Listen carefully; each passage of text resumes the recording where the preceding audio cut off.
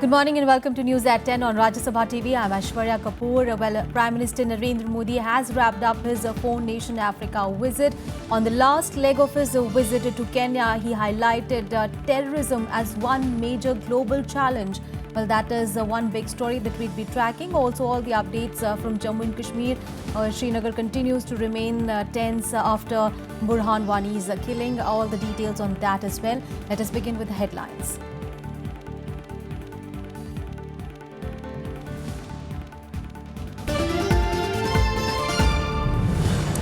Prime Minister in Kenya on last leg of Africa tour says terrorism and global warming two main threats to humanity. On Sunday sign 5 agreements during visit to Tanzania.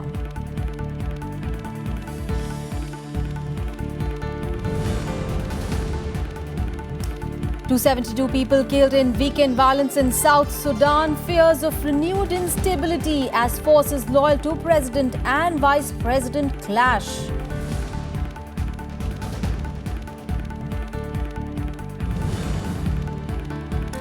Kashmir on the boil after protests against killing of Hizbul poster boy turns violent. Death toll reaches 21.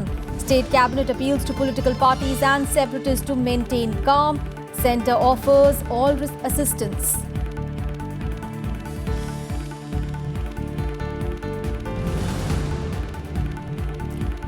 Heavy rains and flood continue to wreak havoc in Madhya Pradesh and Assam. Death toll in MP reaches 15. Over 1.35 lakh people affected in Assam.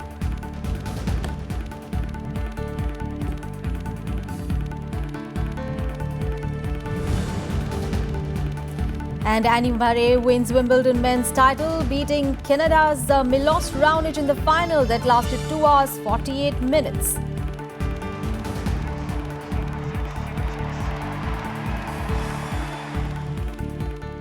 Well, the big story this morning, Prime Minister Narendra Modi was in Kenya on the last leg of his four-nation tour to Africa. On Sunday night, he addressed the Indian diaspora soon after his arrival from Tanzania. He was accompanied to the Kesanari Stadium by the Kenyan President Uhuru Kenyatta. While addressing a 20,000-strong crowd of Indians and people of Indian origin, Prime Minister Modi spoke at length about terrorism. He said that terrorism is one of the major challenges facing the world today. The second big challenge, he said, was global warming. In his hour-long address, he touched upon issues including the initiatives taken by his two-year-old government for transforming the lives of people in India. Now, declaring that Africa is very vital for India, Modi said that with a shared journey so far, he would like the two to move together in the future as well. Earlier, Kenyatta also hailed the Indian diaspora while noting that the relations between India and his country went back to over 100 years.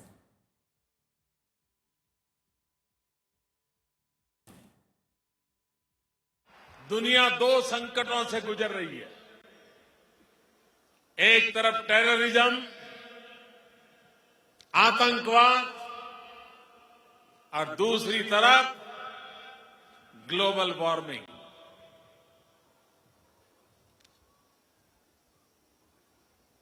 पूरी मानव जात के सामने चुनौतियां हैं,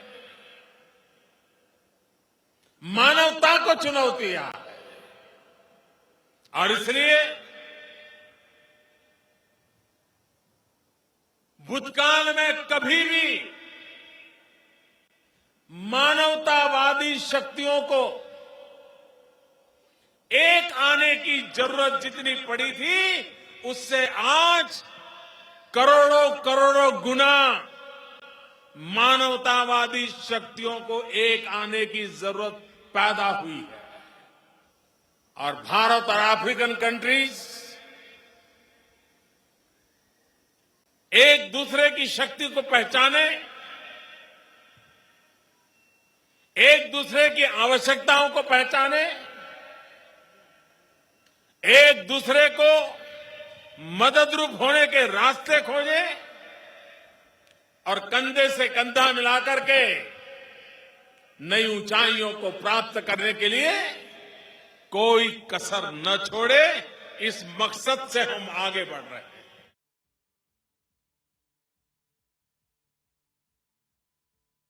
We are glad and excited that you accepted my invitation to visit Kenya, a very clear indication of the long-standing cultural, economic, and people-to-people ties that exist between Kenya and India, a relationship that spans well over 100 years. And earlier, the Prime Minister was in Tanzania, where he held bilateral talks with the President there. The two nations also signed 5 MOUs, and India has also offered to give $92 million worth of credit for a water project in Zanzibar.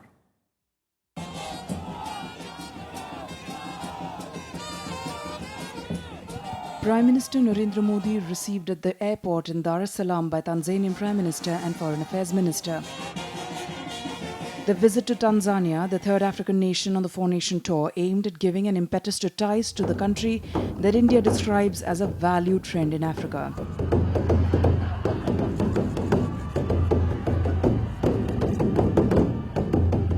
Modi's first engagement was bilateral talks with Tanzanian President John Pombe Joseph Magufuli. India and Tanzania signed 5 agreements to boost bilateral ties. India also offered a $92 million line of credit to Tanzania for water supply project in Zanzibar. We have just now signed an agreement for $92 million line of credit for water supply system in Zanzibar. We are also working on a number of other water projects for 17 cities.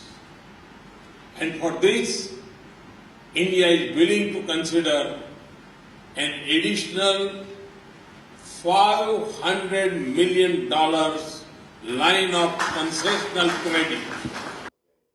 The other agreements signed include an MOU on water resource management and development, MOU for establishment of vocational training center at Zanzibar, MOU on visa waiver for diplomatic official passport holders, and an agreement between National Small Industries Corporation of India and Small Industries Development Organization, Tanzania.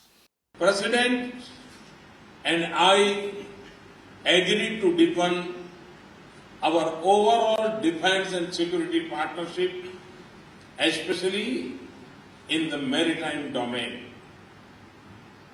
Our in-depth discussions on regional and global issues reflected our considerable convergence on issues of common interest and concern.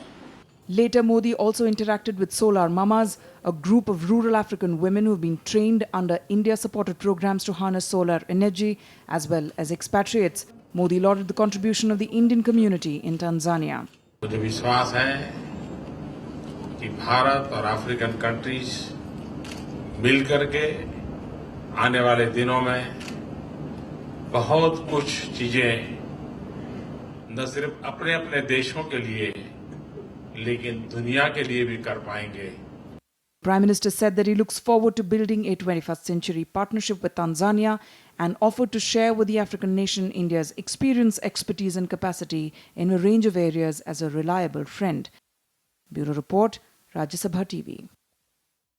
Meanwhile, back home, the situation in Jammu and Kashmir continues to remain tense after Hizbul poster boy Burhan Wani was killed by the security forces on Friday. Now, the curfew continues to remain in place and remember 21 people have been killed in the violence, including one security official. Now, the state government has appealed for calm and the centre has offered all assistance. Kashmir continued to remain on the boil with 6 more people, including a police officer, getting killed in violence on Sunday, raising the death toll to 21.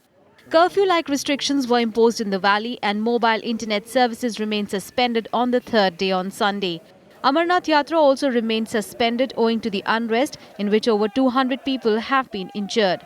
Even as curfew-like restrictions remained in force, violence was reported from Baramulla, Tral, Anantnag and Kulgam areas. 3 policemen who went missing after a large mob attacked a police station on Saturday are still untraceable. The state police has urged protesters not to resort to violence. हम तो नहीं चाहते हैं कि militant मारा जाए, हम तो ये चाहते हैं कि अगर वो सरेंडर हो जाए, वो वैसे ही गिरफ्तार हो जाए तो ज़्यादा बेहतर हालात है। मगर कभी ऐसी सिचुएशन बनती है कि वो अवॉइडेबल नहीं हो पाता है, वो नहीं हमको पता होता है। अगर वहाँ से गोलियां चलेंगी तो यहाँ से जवाबी कार्रवाई में नुकसान हो जाता है। The Jammu and Kashmir cabinet meanwhile met and expressed anguish over the situation. It also appealed to separatists as well as mainstream political parties to help restore calm if they want peace in the state. In Delhi, in a high-level meeting on Sunday, Home Minister Rajnath Singh reviewed the situation in the valley and assured Chief Minister Mehbooba Mufti of all possible help from the centre. The Government of India, the Honourable Home Minister is keeping a close eye on the sequence of events, and there is an absolute coordination between the state government, the Government of India, the various security agencies, and I'm sure the situation is going to come back to normal very soon. And having said that, I would also like through you to reassure the members of the minority Kashmiri Pandit community that they are safe. There was some incident of stone pelting on the first day, but now all the minorities are also absolutely safe. Violence erupted in the state after 21-year-old poster boy of Hizbul Mujahideen Burhan Wani was killed in a police encounter on Friday. Thousands of people attended his funeral on Saturday. Bureau Report, Rajya Sabha TV. On to some other news now. And Finance Minister Arun Jaitley on Sunday said that Narendra Modi government's activism against black money in the last 2 years has resulted into a sizable dip in illegal assets stashed abroad by the Indians. Arun Jaitley also said that initiatives taken by G20 countries along with the technological intervention will make it difficult to keep black money both at home and outside the country. He was speaking at a program to sensitize people on the government's income declaration scheme. Now, under the scheme, tax evaders have until 30th of September to disclose their unaccounted income and pay 45% of it. Jaitley added that the government's collective efforts, including taking action based on HSBC, International Consortium of Investigative Journalists, and Panama Paper disclosures, have helped in bringing back the illegal wealth stashed abroad, with many people even facing trial in the case. और हम लोगों ने एक अवसर दिया लोगों को कि एक कंप्लायंस विंडो उसमें भी दिया कि जो लोग इसमें डिक्लेरेशन करना चाहते हैं वो डिक्लेरेशन करें, और जिन्होंने नहीं डिक्लेरेशन किया ऐसे भी कई लोगों के अब नाम पता चल रहे हैं और उन लोगों को अब तकलीफ महसूस होगी. And the centre has said it will try to form a consensus in the monsoon session over the GST bill, now stating that the bill will benefit the economy. Parliamentary Affairs Minister Anand Kumar said that they will take everyone on board over the bill. Now, the main opposition, that is the Congress party, has indicated that it might relax a key condition, the tax rate being written into the Constitution Amendment. If the rate cap is fixed in the main Constitution Amendment bill, it will require a 2/3 majority in both houses each time to amend the cap limit. But if the rate cap is fixed only in central GST bill, it can be amended with a simple majority vote in the Lok Sabha in the case of finance bill. Now, for rolling out GST, the Constitution Amendment Bill has to be enacted by Parliament along with the supporting central GST bill, state GST bill and the interstate GST bill, and endorsed by 50% of the state assemblies. Now, the monsoon session of Parliament, remember, is scheduled to begin on 18th of July. One of the priority areas will be passing of GST, and we will be speaking to everybody. We will be trying to create and chisel out a unanimity, and I hope the monsoon session will pass GST, and it will be a big benefit for the people of India, for the economy of India. And in Breakfast News, we'll take a very short break here. Up next, we'll have all the international and sports news. Stay with us.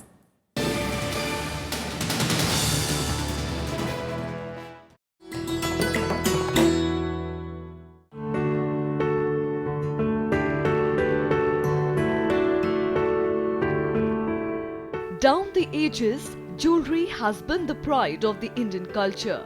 In the Harappan period, it attained perfection in flattened gold bands.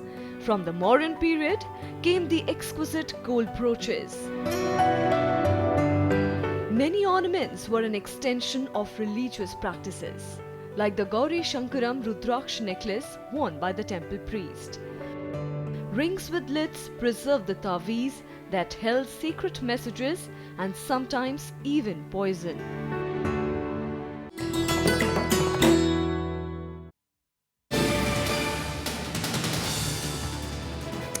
Welcome back. Let's bring you the weather update. And with heavy rains lashing Madhya Pradesh, now the death toll due to the flood-related mishaps has gone up to 15 in the state. Madhya Pradesh Chief Minister Shivraj Singh Chauhan on Sunday said that 8 people had died due to heavy downpour in the last couple of days. The Chief Minister also convened a meeting of top officials on Sunday, including the Director General of Police, and reviewed the situation as well. Now, during the meeting, he said that all the 51 district collectors should be alert and agile to deal with the flood situation and extend immediate help to people in the state who are in distress. Now, IMD Bhopal has said that heavy to very heavy rains are likely to lash Indore, Ujjain and Hoshnabad divisions, besides some parts of the state capital in the next 24 hours. Rewa संभाग में स्थिति पूरी तरह से नियंत्रण में है। रीवा संभाग के सभी जिलों में बाढ़ का पानी उतर रहा है और स्थिति तेजी से सामान्य हो रही है। सागर संभाग में भी कहीं भी कल अतिवृष्टि नहीं हुई और जो बाढ़ की स्थितियां थी वो अब तेजी से सामान्य हो रही है, पानी नीचे उतर रहा है। अब कोई चिंता की बात नहीं है। अब ये जरूर है कि बीमारी महामारी का गंदगी मोहल्ले मोहल्ले फैली हुई है और अब ठीक है। लेकिन Meanwhile, in the state of Assam, as many as 20 villages of Jorhat district have been submerged in water. In Assam, continues to reel under the devastating impact of floods. The Brahmaputra river has submerged 60% of the rhino habitat, Pobitro Wildlife Sanctuary, which is located in Morigaon district near Guwahati. Well, according to the Forest Department, the floods have also damaged around 50% infrastructure in the sanctuary, which is the world's densest habitat of the great Indian one-horned rhinoceros. Over 1.35 lakh people have been affected in Lakhimpur, Golaghat, Morigaon, Barpet and Jorhat districts due to the flood waters. Assam Chief Minister Sarbanand Sonowal reviewed the flood situation on Sunday. খালি বানপানীৰ উটিয়াহিয়া ইয়াত আছোহি নিজৰ ঘৰে আহি থাকিবলগীয়া হৈছে আমি তাত ঘৰ দুৱাই সকলো বস্তু পানীতে পৰি আছে আমি মানুহগিগৰাকী আছো আৰু বামত আহি এনেকৈ আছো খাবলৈ ববলৈতো কালিৰ পৰা পুৱাই নাই ৰাতিপুৱাই আহি ইয়াতে বহি আছো। And the Met Department has said that around 89% of the country has received normal and excess rainfall owing to a good amount of monsoon in several parts of the country. Overall, the country has recorded 254 millimeters of rainfall from 1st to 10th of July. Now, the IMD said that 26% of the country has received excess rainfall, while 53% received normal rainfall. Only 11% has received deficient rainfall. Now, only 4 subdivisions have until now recorded deficient rainfall. Now, these include Gujarat and Saurashtra and Kutch region, which have witnessed a rainfall deficiency of 58%. Assam and Meghalaya and 4 states of Nagaland, Manipur, Mizoram and Tripura have recorded a deficiency of 37% and 32% respectively. However, regions like Marathwada and Vidarbha, which were affected by severe drought, have also received good amount of rainfall. Madhya Pradesh too has been witnessing some good rains, with the region recording 78% and 66% of more rainfall than its normal limit. Now, IMD said that conditions are favourable for further advance of the southwest monsoon into remaining parts of Kutch and Rajasthan during the next 48 hours.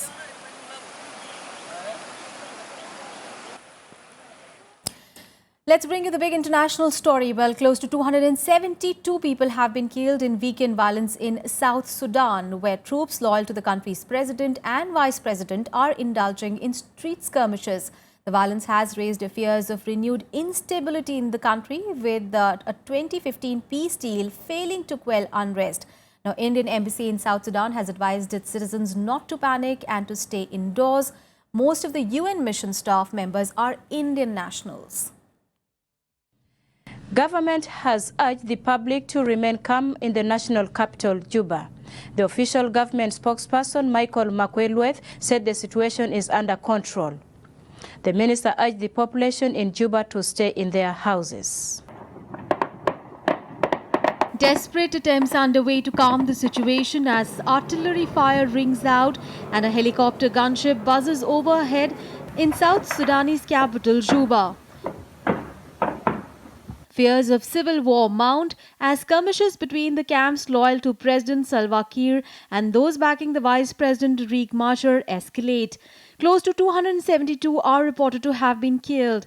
The violence erupted when Machar and Kiir were meeting to discuss previous clashes between their forces. A gun battle kicked off just outside the presidential compound where the meeting took place. The fighting erupted. The SPLM-AIO forces attacked the checkpoint. They definitely overran it. That situation was addressed, and at present the situation is calm. Situation is normal. Juba town is under full control of the government of the Republic. While the country's information minister insists the government is in full control of the capital, Juba, United Nations reported gunfire from heavy weaponry exchange for much of Sunday outside a UN building on the outskirts of Juba. Hundreds of people have been forced to flee and seek protection. UN Secretary General Ban Ki-moon urged Kiir and Machar to order their forces back to their bases, saying senseless violence threatened to jeopardize the peace process.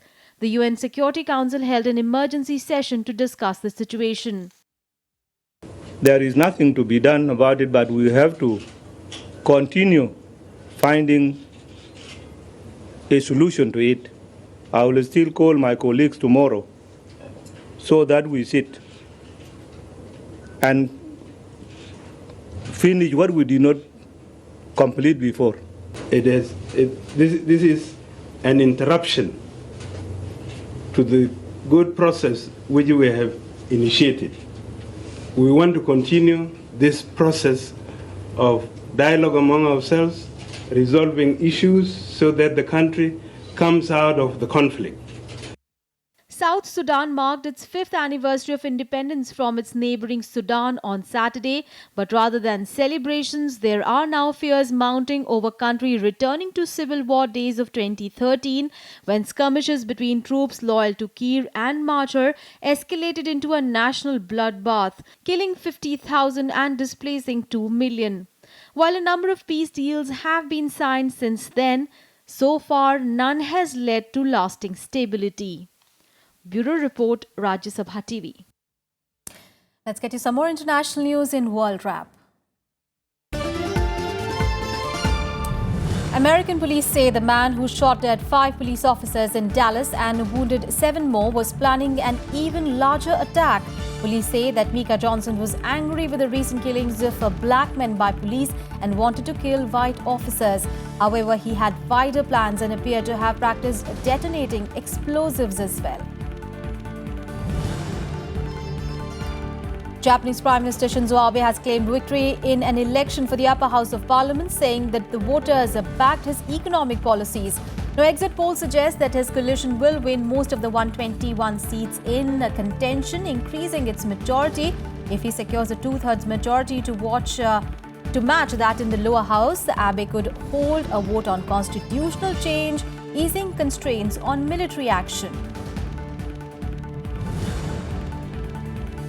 North Korea's military said on Monday that it will take physical response to the deployment of advanced THAAD missile defense system by the US and South Korea.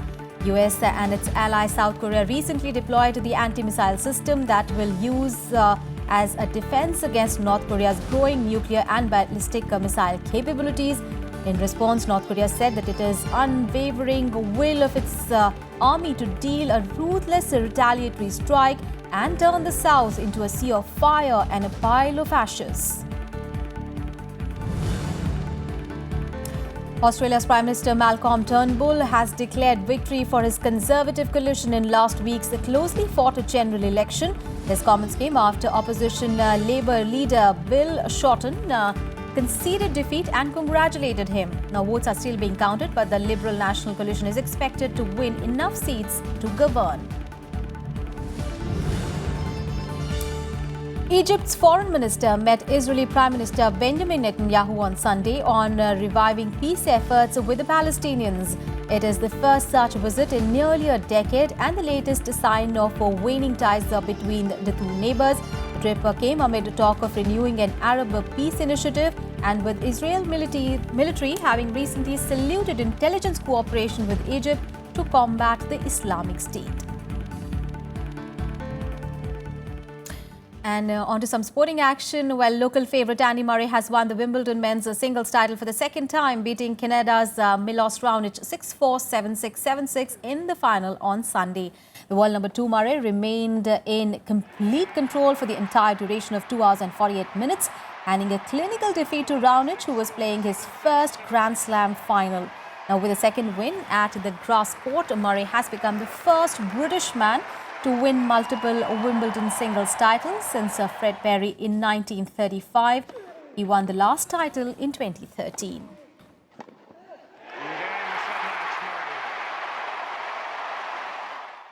I feel happier this time. I feel, I feel more content this time. I feel like this was sort of more for myself, more than anything. And my team as well. They've all worked really hard to help get me in this position. Last time it was just pure relief, and I didn't really enjoy the moment as much. Whereas, I'm going to make sure that I enjoy this one more than the others. And from tennis to football, news from the Euro Cup, where Portugal stunned host France to claim the title and win their first major tournament. Well, despite losing captain Cristiano Ronaldo early, Portugal substitute Eder's superb extra time strike ensured a win for Portugal. The Real Madrid forward Ronaldo was carried off in tears in the 25th minute at the Paris Stade de France, 8 minutes after injuring his knee in a clash with France Dimitri Payet. In France, the firm favourites were unable to capitalise on Ronaldo's absence, although almost won it at the end of normal time when substitute Andre-Pierre Gignac turned and hit the side of the post. Rafael Guerreiro then hit the bar with a free kick for Portugal after 108 minutes, but seconds later they were ahead when Eder fired a low 25-yard drive past keeper. The celebrations erupted in Lisbon following the win, and it continued early into the morning as well. Kid growing up, he doesn't even like to talk about it these days. Tenho por hábito esconder aquilo que penso e dizer para os meus jogadores aquilo que eu pensava. Nós temos grande talento, nós temos grande qualidade. E essa vai marcar a diferença. Mas primeiro e acima de tudo temos de ser uma grande equipa. Elle est énorme, mais il ne faut pas oublier le parcours qu'on a fait pour arriver là et tout l'engouement, le soutien de millions de Français. C'est dur aussi pour tous nos supporters. On aurait aimé leur offrir ce titre. That's all in this edition of news. Thanks for watching.